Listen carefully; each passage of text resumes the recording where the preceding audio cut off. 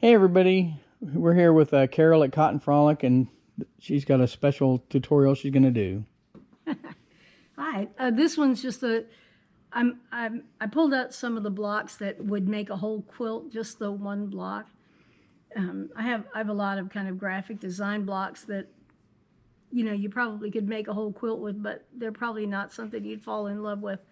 But I have certain little blocks that just feel like if you made 16 of them, you could make a little miniature quilt, or you could make something bigger with more blocks.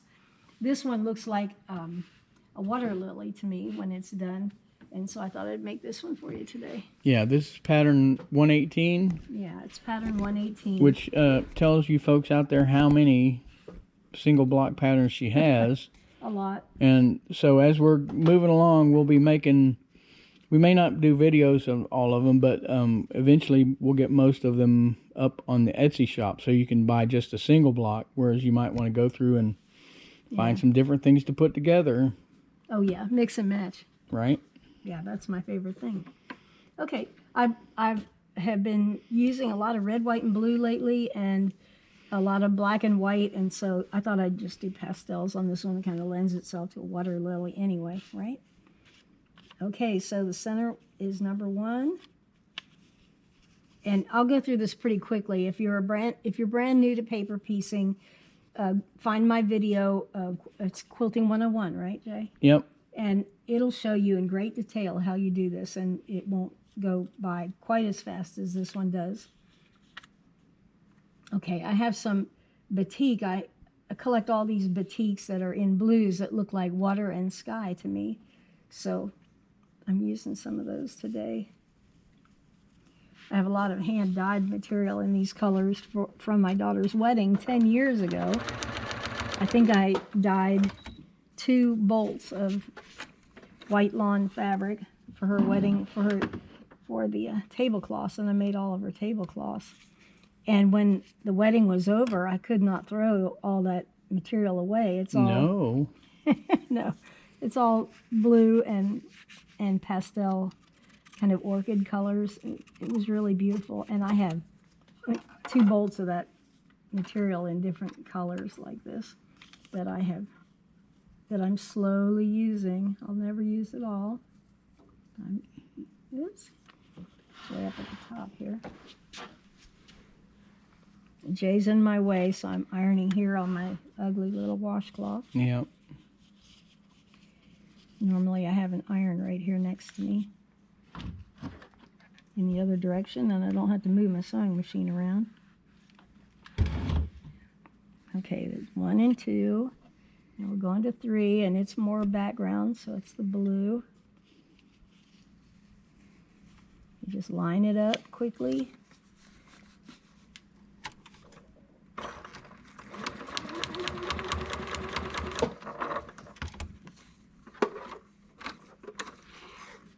Forgetting to use my needle up button. I'm sewing on my little $100 Janome in the house all the time, and I forget on this one that I have a needle up button.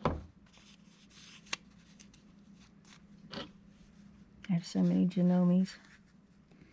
Thank you, Janome. They don't know who we are from Adam, but I know them. Yep, we know them. I love the machines. They seem to see us coming at the quilt show for sure. I know. I'm hoping they don't have some new machine. If they do, I'm guiding you around it. I haven't learned the other one, the M17. I haven't learned how to run it yet. But Jay is a sucker for a new Janome, I'm telling you. But I don't need Someday we'll have to put up the unboxing of that. Oh, of the M17? Yeah. Oh, it was fun. We had no idea what we were getting into, but it was fun. If you haven't seen the video about it, we go to the Houston Quilt Show every year. We live close by. And I've gone every year since it started, except for a couple when we lived out of state. And I have, let's see, I have 1, 2, 3, 4 Janomes.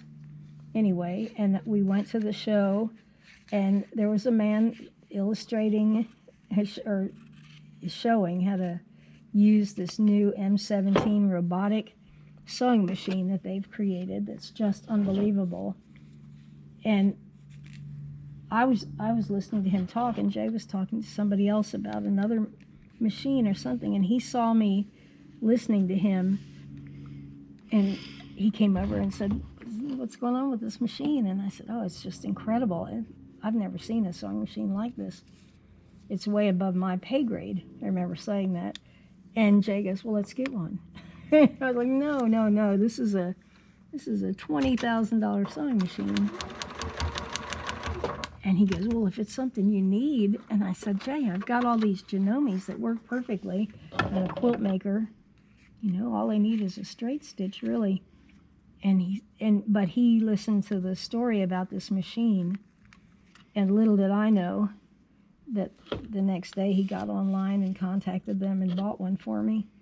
And it's kind of a 747 of a sewing machine. Embroidery. We got the show special though. Oh, we did. We didn't pay $20,000. We got an incredible buy from, is it Conroe Sew and Vac? Mm-hmm. Yeah, in Conroe, Texas. Such nice people there. They don't know who we are either. No, they don't know who we are. But, we used to live right by we used to them. live close to them. Yep. But anyway, they sold it still to don't us. know They who we gave us a no. Nobody does. But they were very nice, and they showed me how to use it. And really, I was just kind of blitzed. Like it was like somebody showing me how to fly a 747. Just here, and then you push this button, and then you roll this bar, and it's incredible. It's an embroidery machine. So well, it's a sewing and embroidery, yeah. But it's computerized. It's a robotic machine. It's a robotic machine. Yeah, and I'm 73. So but fortunately, robots are a little above my pay grade. But anyway, my brother-in-law and sister-in-law moved their tiny house out here to our little farm, and they live here with us most of the time. And my brother-in-law loves everything technological, and so I offered to let him use my machine, and so he's learning it, and he's promised to teach me, but he's already embroidering away and making incredible things. He's having a good time. Eventually we'll have to show what James has done with his permission. Yeah. He's not here right now, or I'd show you some right now. Okay, so we're just sewing the pieces together. It's pretty easy. These are all the same across the top. On to number 7. Oops. Get on there. Trying to make sure I don't mess up my thread here. Unthread my machine. I know this machine has a threader on it, but I haven't learned how to do that either. I've only been sewing for, let's see, how many years? Oh, yeah. 60, probably 65 or 66 years.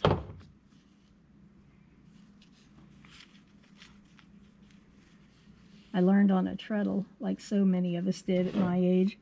My grandmother had a treadle machine, and she gave it to me when I was 12. I thought about that so many times, that she gave away her one and only sewing machine. It's bizarre. She wasn't a quilt maker. I don't remember her ever sewing clothing or anything like that.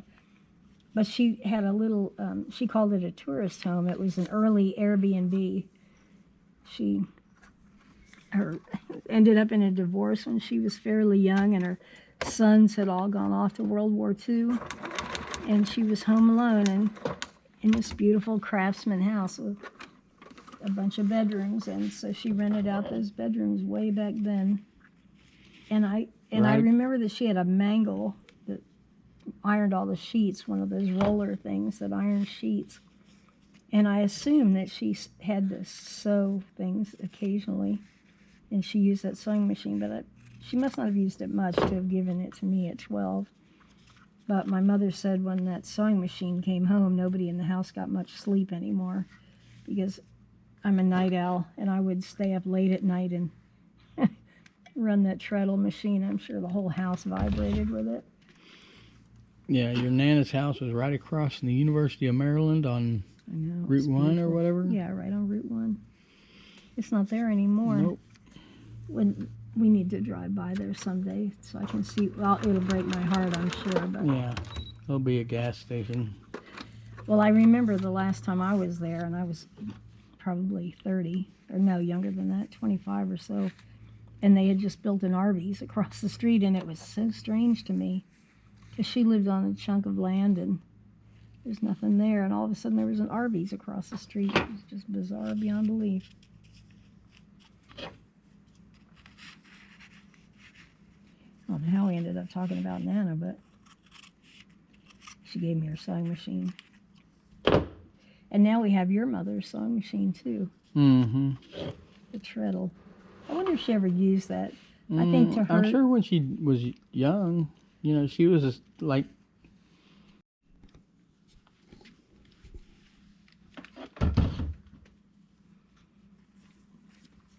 okay, almost there. I just think this would be really pretty to have a whole quilt made out of these little pastel flowers. Maybe you could throw 1 or 2 bright ones in there. No, Jay. No? Nah. Bright and For a pastels little don't go. whimsy? Maybe, I don't know. This looks like a little fairy quilt to me for a girl. Mm-hmm.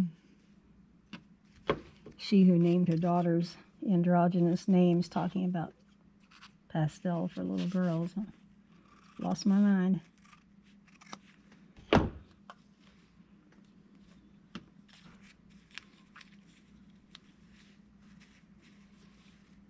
Yeah, bright and pastels don't go together very well. That's why I do the colored choices around here. Yeah. Not you. Not me. You can decorate with food. Mm-hmm.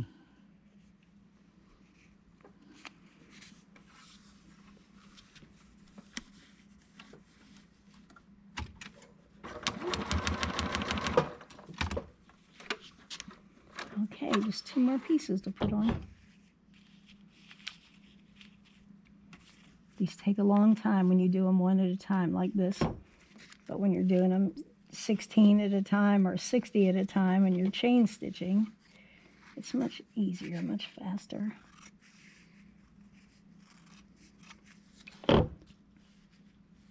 Did I say that if you're not an experienced paper piecer to go to my video Yes, for you Paper did. Piecing 101? Yeah. Yeah, it's much easier if you just watch that one video. It really explains, I think it really explains how to... It does explicitly go through exactly how to hold and line up your pieces of material Yeah. to each other and all how, the things that are how so they fall into confusing. place and the Yeah. whole deal. So if you're a little bit, you know, we kind of move on these a little quicker because... I'm assuming that you know, but if Yeah. or that you're pretty experienced. Not a total mystery. It's not your first one. That's the word. That's what I'm looking Yeah, for. but you can go to the Paper Piecing 101 tutorial on Cotton Frolic and it's And it'll very show you how. explicit. And if you have questions, you can email us. Oh yeah, I've been answering a lot of questions, but it seems like it covers it pretty well. And the things that they're asking are things I didn't talk about, like quilting afterwards, if you want to quilt it and, you know, hand quilt it or machine quilt it.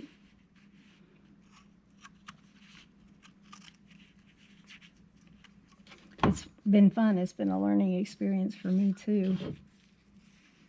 And people have given me a lot of good ideas. Some things I haven't tried out yet, and I'll report back when I do. Okay, 1 more piece. And I thought this one looked kind of like water. Darker blue.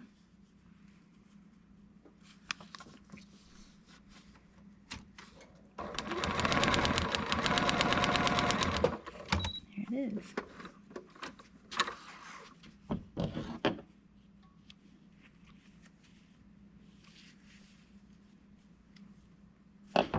I'm pretty meticulous about cutting threads off as I go. I know some people don't, but I end up with a bird's nest if I don't. I only ever tried it 1 time, and that was it. Well, there's a lot of pieces in a small area. Yeah, So, and it gets really confusing. if you don't cut all your threads off. Might not be as critical if you were doing large blocks, but Yeah, but on the little ones, it's really good if you get rid of the threads out of your way. Okay. trim that up.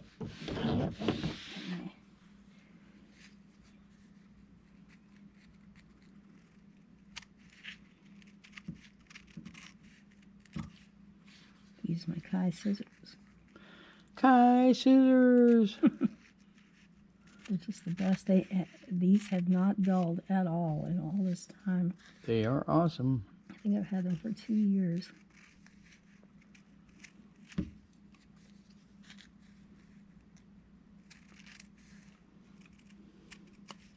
There we go. Excuse me. And there we have it.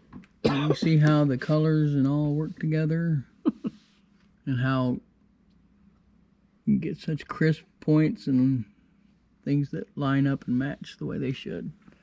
Yeah. Yay! 118.